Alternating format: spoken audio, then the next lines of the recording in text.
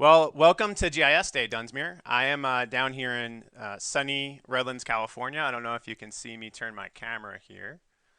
And I'm not sure if the weather is up there, but it's been really nice here, a little bit dry and a little bit windy, which is something of concern for what?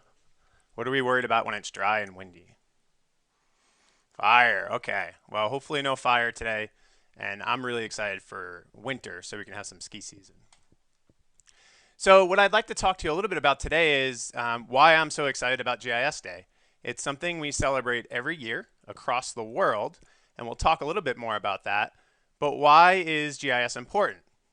Well, before we talk about why GIS is important, we probably have to figure out what it is.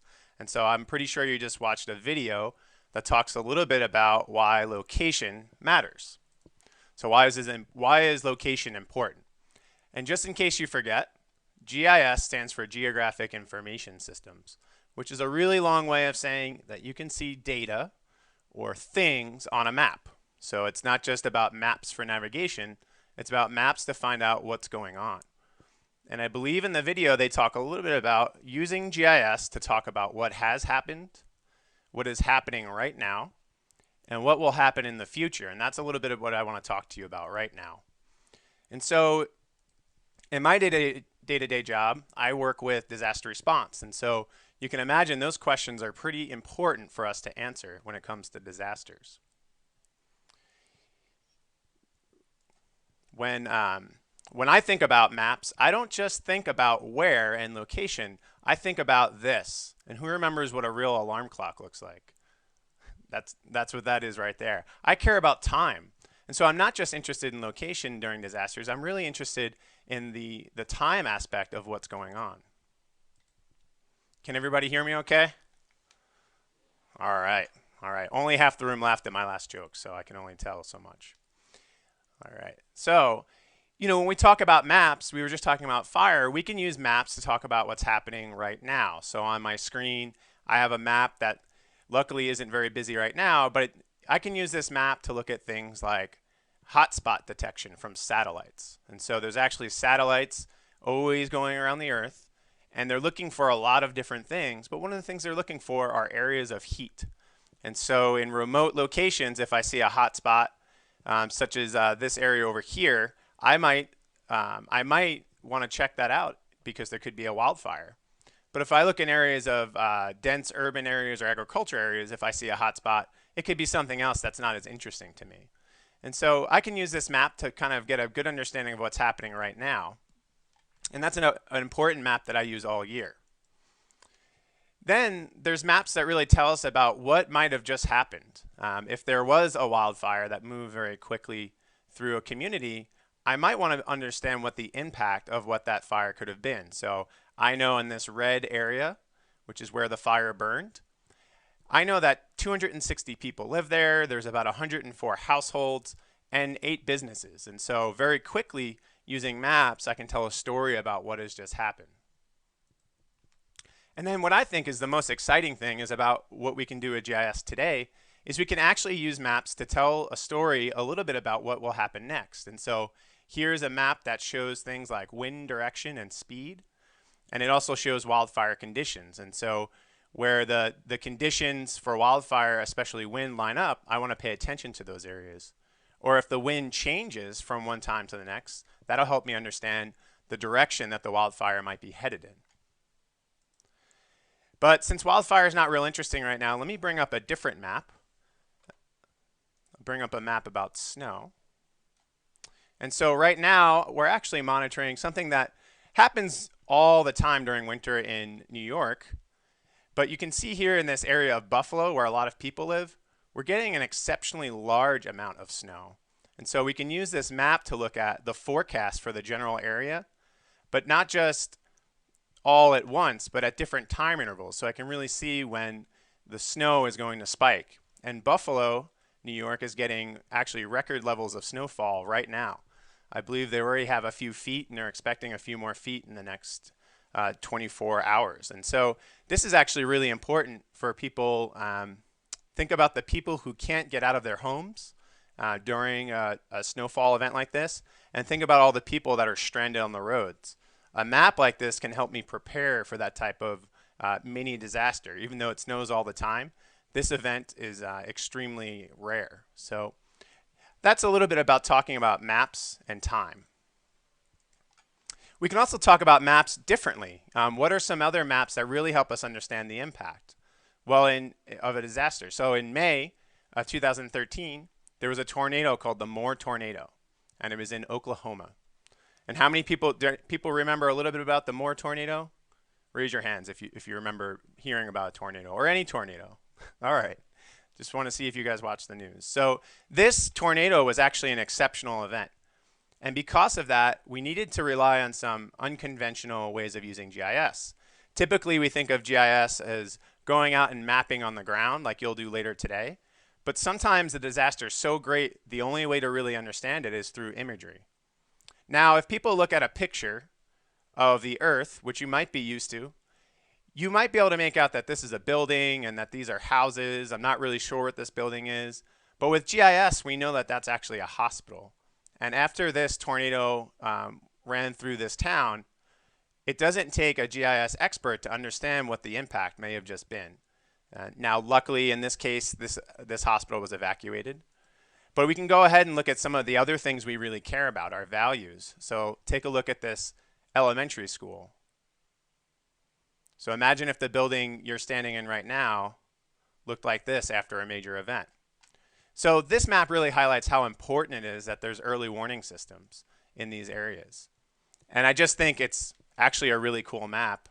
If you take a look here, you can see a bowling alley, and I can look really closely and I can see bowling pins. Some of them are still standing up even though the roof is gone. So that just shows you how hard it is to bowl. So let's talk a little bit more about this. So this is talking about what we've done after a disaster has occurred. And that's really actually something I enjoy very much because disasters are going to happen and I like to be there when they do.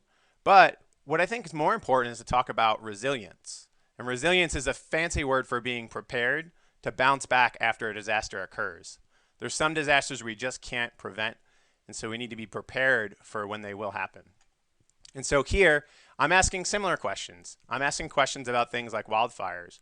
Where have they burned in the past? Because that might tell me something about what will happen in the future. Where is the greatest wildfire risk right now? So right now where it's dry, where it's windy, where the trees and the plants are also very dry, we might have some wildfire risk. And so I want to be able to understand that right now so I can prepare my community with the right messages. Maybe today's not a great day to burn some leaves. But also, I want to know about where wildfire risk might be greatest in the future. So if our climate or even our local climate is changing, or if we're putting houses in new areas, I want to be able to use GIS to really understand where wildfire risk is greatest.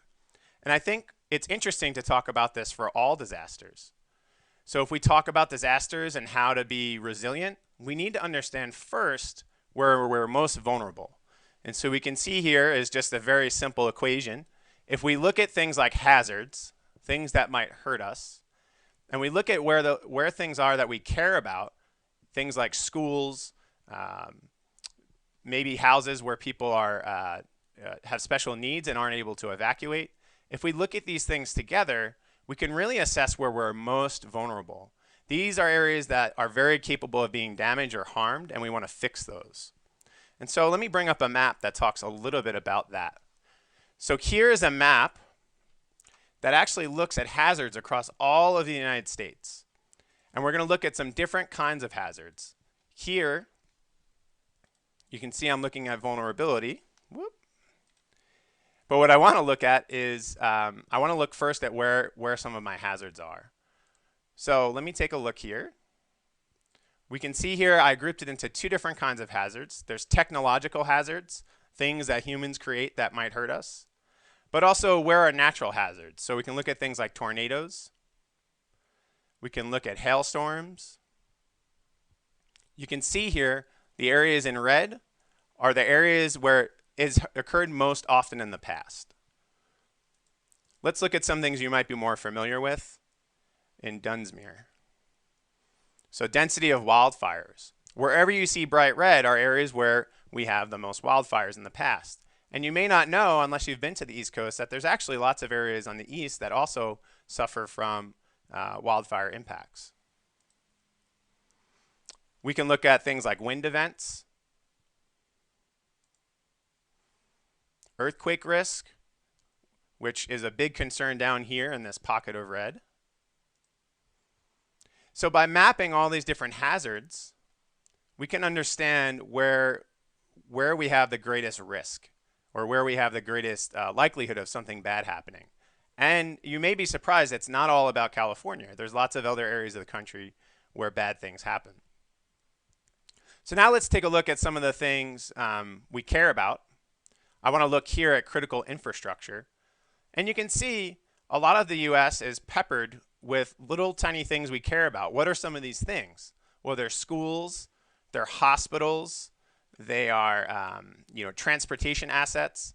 And these are things we really need to protect, because if we don't protect those things, we won't have any resilience. And we can take all of these things and use that equation I used before, and we can actually look at our vulnerability. So this is where things might happen, and there's things that we care about. And you can't go into too much detail when you're looking at the entire US, but I think it's helpful to look at this scale to understand where as a nation we might be most vulnerable. But I also think it's important to talk about our communities. So let's look at our own values and our own hazards and figure out where we as a community are most vulnerable, because that's where we can really do something about. So if we look at Dunsmuir, we can see here on this map, we have railroads, which can potentially be hazardous. If a train crashes and it's carrying materials that are harmful to us, that could be very dangerous. We can see here in pink, flood risk, places that are likely to flood during a major rain event. And we can see something called the wildland-urban interface. And that area in green is areas where wildfire may occur naturally or unnaturally, but people live there and their homes are going to be a priority for protecting. And it's going to be harder to protect them because they're actually in this interface area. So if we go and look at our own communities, we can actually do a mini vulnerability assessment. And that's something I think would be really cool to talk about during your day here at GIS Day. Okay, so we talked a lot about disasters, and that can be sad or it can be good, depending on how you look at it. But really, what is GIS Day all about, and why am I talking to you? Well, it's a day where we can celebrate GIS, which sounds really nerdy, but it's actually really important, because GIS really gives us a lot of benefits to society, and it really can help you team up as a community. I don't know how many times in Dunsmuir all of you have been in the same room, but already I would say that we're nurturing your community there in Dunsmuir. And then really for me, the most important part about GIS Day is to really think differently about maps, because people may not be using maps for more than just navigating in their day-to-day lives. And I think it's really important to think differently about them and how they can be actually a lot of fun. And so here is a map that talks a little bit about what GIS has done for me. So when you get older, you'll have to make something called a resume, and it's really boring, and I don't like to talk about myself too much. But here, instead of just a regular resume, I made a geo resume. And so you can see here it's a map, but it's got a photo, and it's got a map over here, and it allows me to navigate. And so I can tell a story to you about where I'm from. I actually grew up in the Bronx, New York, and I did my undergraduate degree here in Syracuse, which is getting a little bit of snow right now. Then I went back to closer to New York City, to this Barrier Island area called Long Island, and I studied endangered species. And that's really where I started learning how powerful GIS could be. Then I was really lucky, and I became a ranger in Yosemite National Park. How many people have been to Yosemite? Raise your hand. All right, it should be everybody by the end of the year. You have to go to Yosemite. It's one of the most beautiful places in the world. However, Yosemite sees a lot of visitors, and a lot of visitors find themselves in trouble. And I was able to go out and work with search and rescue teams to map where people are most likely to get in trouble, like twist their ankle or have a heart attack or get lost. And I got to do some pretty cool stuff while I was there, and none of it would have been possible if I didn't learn about GIS. While I was there, I was able to keep going to school to study GIS even further, which ultimately landed me a job here at Esri, where I'm really at the center of GIS in the world, and I get to support an international disaster response team. So how cool is that? All because I took a GIS class in college. Imagine if you take a GIS class in elementary school, what you'll be able to do. So that's a little bit about me. Let's talk a little bit about Dunsmuir. You guys are part of this international event called GIS Day. You can see here on this map clusters of activity of GIS Day. So if we look at a regional or a world scale, we can see in the United States and in Europe and in Australia, there's big clusters of GIS use. But we can see all around the world little pockets of GIS. And what I think is really fascinating is that even though Dunsmuir isn't maybe a town that everybody knows about in California, much less the world, you guys are having your own GIS Day event. And if you look at just a quick estimate, it looks like you're the only GIS Day event within 300 miles. So I think that's really important that you guys are doing this, and I hope it's something that happens every year.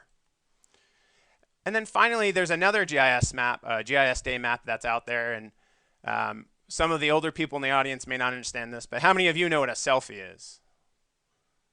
Raise your hand, raise your hand. Yeah, nobody ever does it. Only the girls, right? No guys. So this map is actually about taking a photo of where you are and just sharing it the way you would normally share it. So a lot of people use Twitter. And we can see here, I've already shared a photo here, but let's take another one. And we'll see if this works. For the older people, this thing with the pound sign is called a hashtag.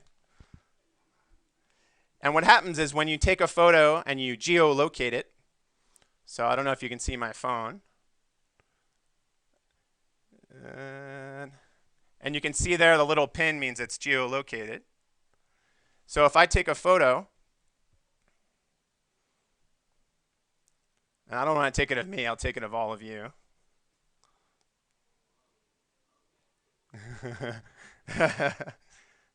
It's your selfie. And then I'll tweet it out. So now it's going out into the internet, right? It's not connected directly to this map. And it should just show up on this GIS Day selfie map. And a lot of people are posting right now, so I'm not positive it'll work. All right, so there it is. Oh, nope, that's an old one. But let's take a look at that one, since it worked. Yep, so there I was prepping for GIS Day a few days ago. Let's see if I can zoom in just a little more. Yeah, we can see a lot of people are posting right now. And this is last night in my GIS Solutions class. So we'll check that map maybe a little bit after the talk here, and it should show up. But really, I want you to understand that GIS isn't maybe what you thought it was, or maybe you'd never heard of it before, and I hope that you're excited about it. But the reason why I care about GIS Day and the reason why your hosts there, Firewhat, care about GIS Day is because it really can help make the world a better place. And I think especially when it comes to disaster response. So that's what I'm excited about. I'm sure you'll hear about a lot of different uses for GIS today, and I hope that you leave wanting to learn more and taking your first GIS class as soon as possible. So thank you so much for having me. I wish I could be there, but I'll be down here in the warm weather and working on some other things. So thank you all very much. Happy GIS Day.